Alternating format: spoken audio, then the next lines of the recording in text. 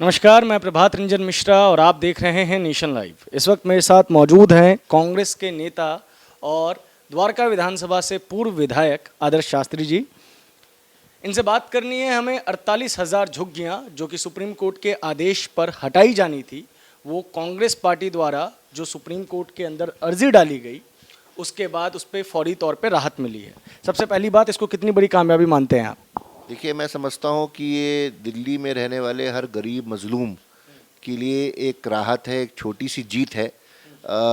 दिल्ली में कांग्रेस पार्टी ने हमेशा झुग्गी में रहने वालों की, पुनर्वास कॉलोनी में रहने वालों की, गरीब लोगों की के लिए हमेशा राह देखी है, हमेशा उन लोगों की मदद सहयोग किया है।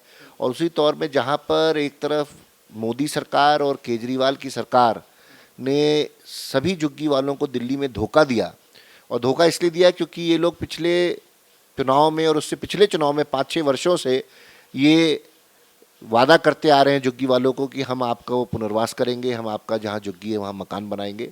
मगर 5 सालों में इसमें कोई भी काम केजरीवाल ने नहीं किया। ये बात साफ है कि जब काम हुआ कांग्रेस पार्टी के समय हुआ, शीला जी की सरकार रही, उस समय डूसिप का गठन हुआ जिसमें लगभग 64,000 झुग्गियों के बदले मकान बनाने का काम शुरू किया।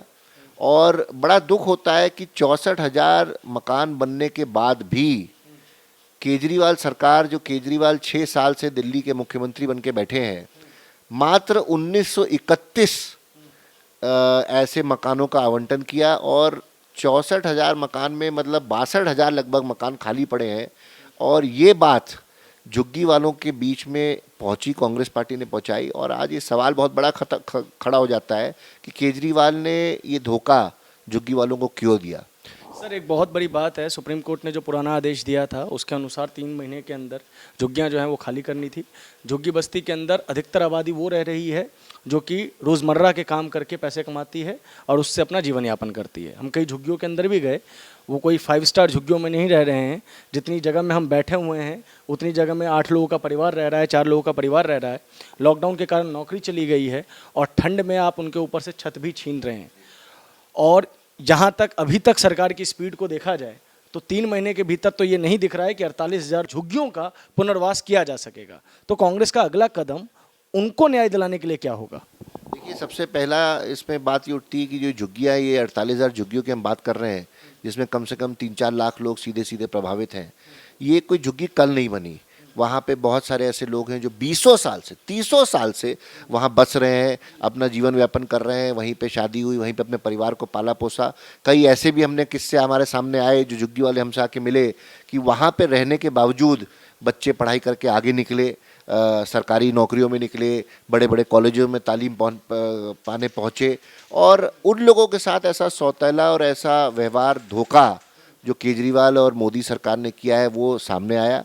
और कांग्रेस पार्टी ने उनकी इस दलील को समझा और इस लड़ाई को सुप्रीम कोर्ट में आज हम लोग ने पेश किया, जहाँ पे मैं धन्यवाद देना चाहता हूँ सलमान खुर्शीद साहब का, अभिषेक मनु संघवी जी का, और दिल्ली कांग्रेस का हमारे अध्यक्ष अनिल चौधरी जी का, जिनके मार्गदर्शन में आज हमने ये बात सुप्रीम कोर्ट में रखी और चीफ जस्टिस ने इस बात को सुना। और आज ये बहुत बड़ा कदम है जहाँ पे अगली सुनवाई तक उन्होंने रेलवे को और साथ में दिल्ली सरकार को निर्देश किया कि कोई भी इसमें तोड़ने का कदम नहीं उठाया जाएगा। और मैं उम्मीद करता हूँ कि आगे भी जब हमारी दलील रखी जाएगी, क्योंकि हमारी दलील में हमने सवाल ये उठाया कि झुग्गी वाले जो कि डायरेक्टली इसमें इफेक्टेड हैं उनको उनको सुनवाई नहीं हुई।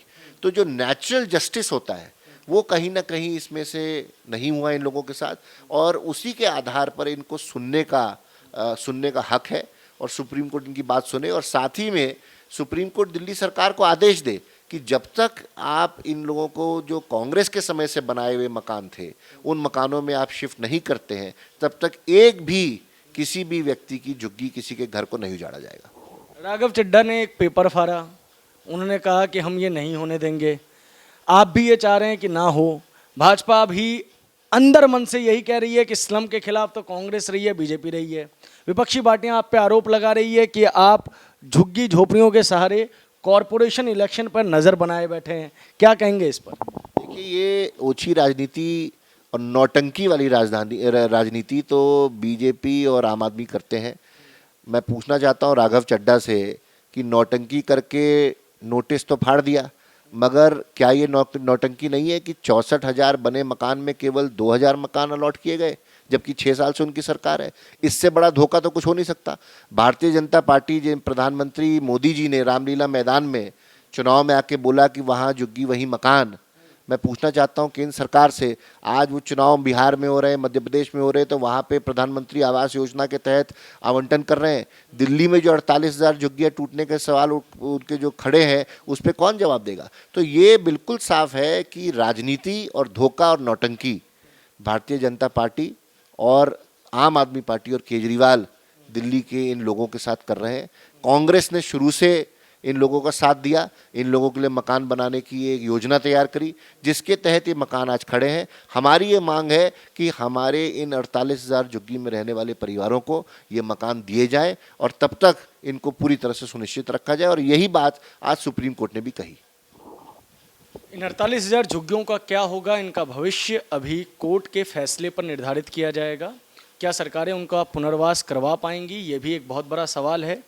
इस मामले पे जो भी अपडेट्स होंगे वो हम आप तक लाते रहेंगे। आप देखते रहें नेशन लाइव। बहुत बहुत शुक्रिया सर हमसे बात करने के लिए।